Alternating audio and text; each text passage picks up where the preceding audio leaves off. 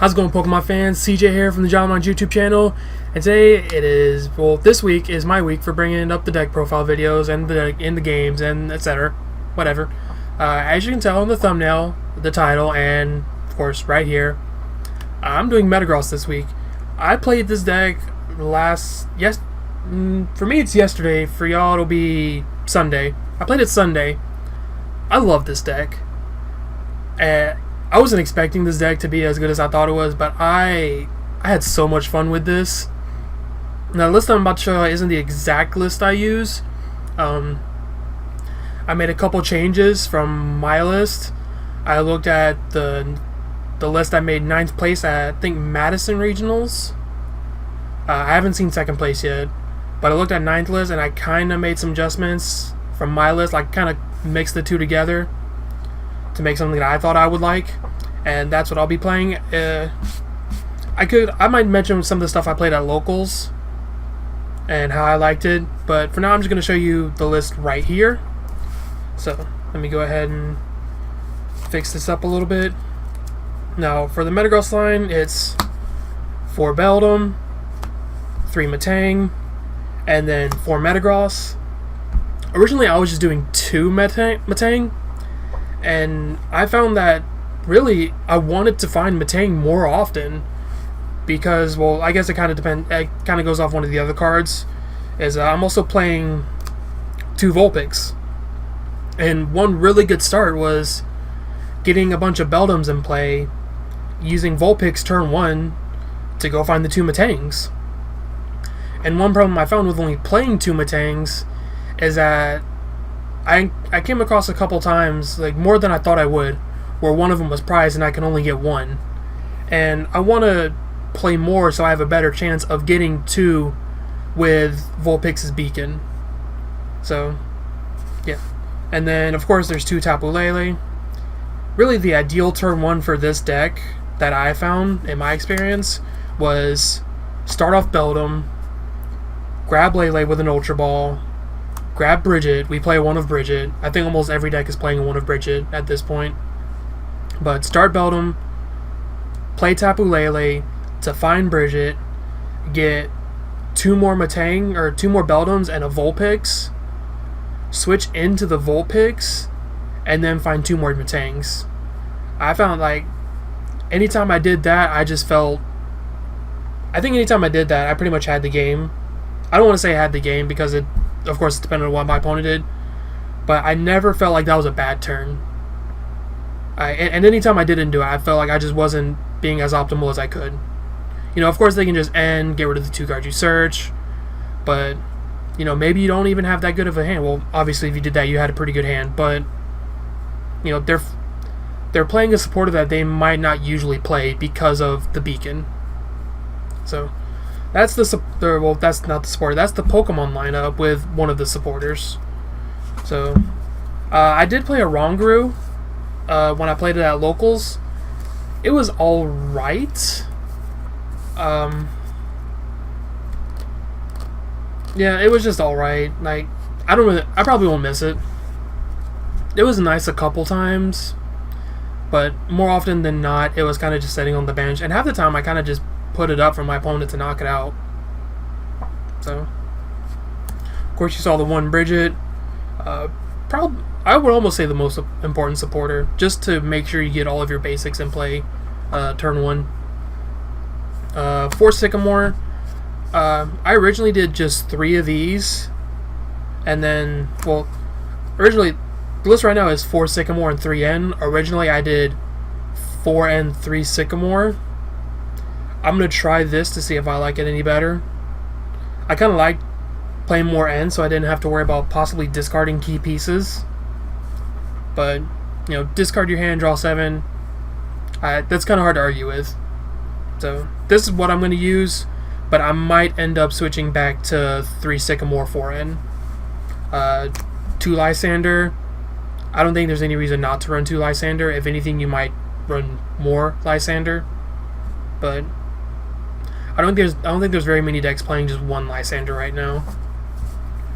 1 Skyla, because sometimes being able to Ultra Ball for Tapu Lele to get Skyla, to get a rare candy, is pretty good.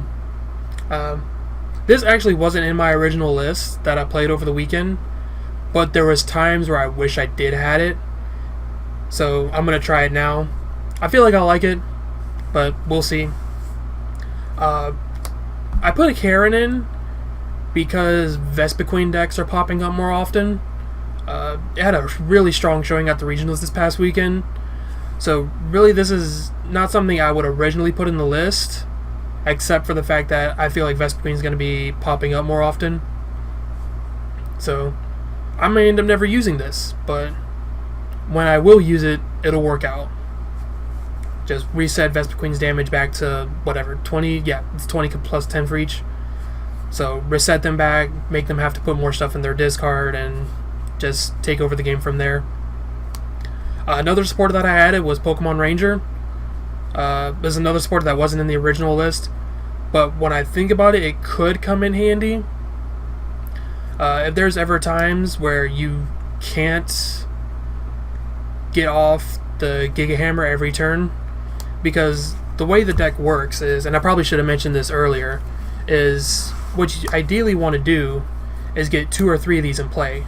You know, like one in the active, one in the bench, and then what you do is you attack with the Giga Hammer, and then since you can't attack next turn, if you don't have the Pokemon Ranger, of course, you just discard the energy to retreat into the other one, use the Geotex to put the energy back, and then, you know, if you only have 2, you have to attach one for a turn.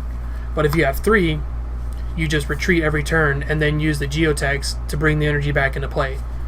So like 3 energy here, you attack, discard the energy, retreat, use all 3 Geotex to get this one ready, you attack again, and then you just keep doing the same thing every single turn.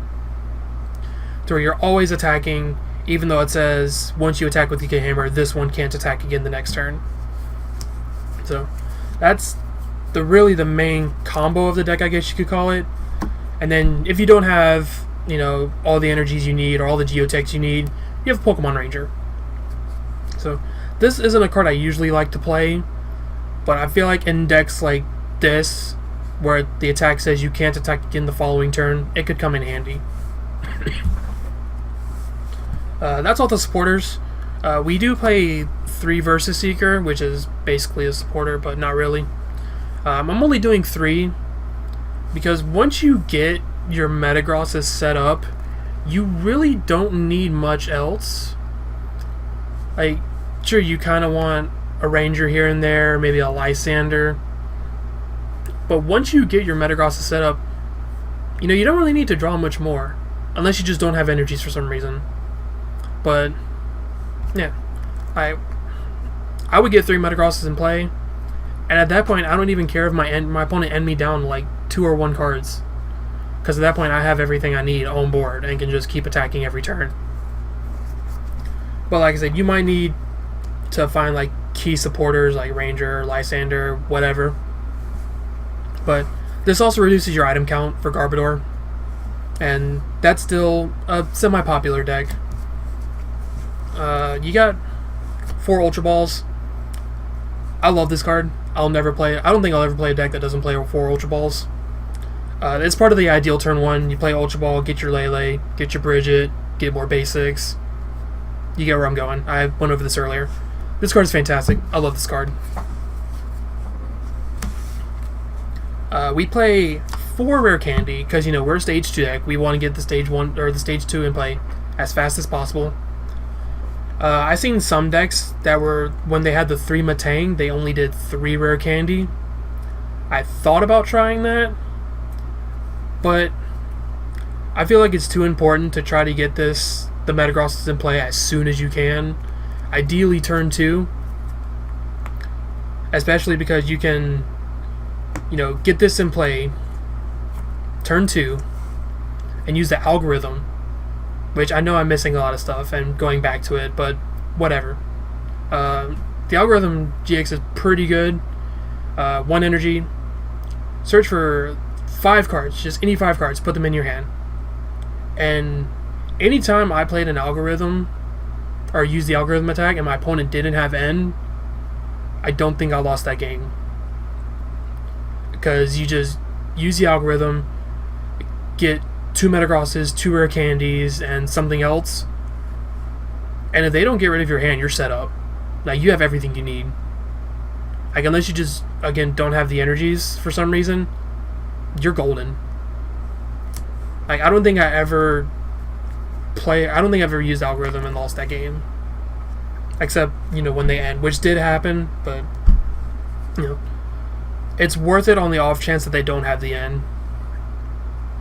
Because really, your only other option for a GX attack is Lele's Taboo Cure, which does come in handy because, spoiler, we play 1 Psychic Energy. But 3 Field Blower, we cannot play with Garbotoxin in play. If they get Garbotoxin and get a tool on it, you're not really doing anything. I mean, yeah, you can attack every other turn, but who wants to attack only every other turn? We want to attack every turn. And with Garbotoxin, we can't use the Geotex to put energies back on after we retreat. So, originally I only had 1, and then I realized just how much Garbodor messes it up, because I went up against the Garbodor, and I didn't even think about it until, it was put in play. I was like, oh crap, I need to deal with this right now. Unfortunately, the one time I did have a tool, I had the Field Blower in hand, and then I was able to immediately knock it out with a Lysander. No, I hit it 1 turn. Yeah, because I had attacked the previous turn, and I needed to switch, bring energies back. So I was able to Field Blower, Lysander, knock it out. And then at that point, every time they started to go for it again with Rescue Stretcher, I just knocked out any Trubbish in play. Because the Garbodor player I played had kind of a slow start, never really got more than 1 Trubbish out at the same time. Alright, this is one of my favorite cards in the deck, is Max Potion. We are a 250 HP Pokemon. We have a Psychic Resistance, so it's a lot harder for Garbodor to knock us out. You are rarely ever going to get 1-hit knockout. So, like, they deal however much, like 150, 180, whatever. You just Max Potion it away. Well, you will retreat because you probably attacked. I made this mistake. You retreat first, put it on the bench, and then you do the Max Potion. Because if you do the Max Potion, then you can't retreat, and then it's stuck in the active. But you retreat, and then you just heal all the damage off. It's a fresh new Metagross. Their last turn was basically irrelevant, and you just keep swinging. Like, unless you're playing like Volcanion or a deck that plays Flareon, you're not getting 1 shot. So this comes in really handy. I mean, this is basically just 3 cards that say, hey, your turn was pretty pointless. We got Choice Band, Metagross, the Giga Hammer hits for 150. With this, it hits with 180. That knocks out just about everything in the game. There's some bulkier stuff that doesn't get 1 shot, but like, it doesn't 1-hit Evolutions, it doesn't 1-hit any of the Stage 2 GX, Stage 2 GXs, but Lele's, Coco's, Bulu's, all that kind of stuff, we just 1-hit it, knock it out. So this card is pretty useful. I wouldn't say it's so important that I would go up to a 4th copy. I originally thought, like, after my tournament this weekend, I thought about doing it. But, like, once I realized that hitting 180 does get you some knockouts, but it doesn't get you as many knockouts as I thought it would. So I just stuck with 3. Rescue Stretcher, get Pokemon back. It's pretty simple. Put 1 back to your hand or shuffle 3 into your deck. 1 Floatstone, just because you can occasionally get stuck in the active. And I wouldn't put more than 1 because I rarely ever needed more than 1. But I just play 1 just to make sure, like, just in case. Like, it's a worst case scenario thing. And then the energies is just 10 Metal and a Psychic. The Psychic's in here, of course, for Taboo Cure, because Metagross's Geotech can bring back Metal or Psychic. So it's just 1 in there because you can just bring it back whenever you need it. Worst case scenario, you just can't find it for whatever reason. Maybe it's in prizes and you can't Taboo Cure, but It's not a situation you'll run into a lot. But anyways, that's the deck profile. I'm really loving this deck. I would play it a lot more often if I could. Sadly, I'll probably be starting on whatever I'm going to use for my next batch of videos, so I probably won't be playing this as much as I want to. But I had a lot of fun with this deck. It felt really strong. I really suggest y'all check it out. But before you check it out, make sure you subscribe to see the rest of the videos I'm doing with this week. I'm going to be playing 3 games with this on PTCGO. So check out for those. Like the video if you did, or like the video if you enjoyed it. Subscribe if you haven't already. And as always, stay jolly.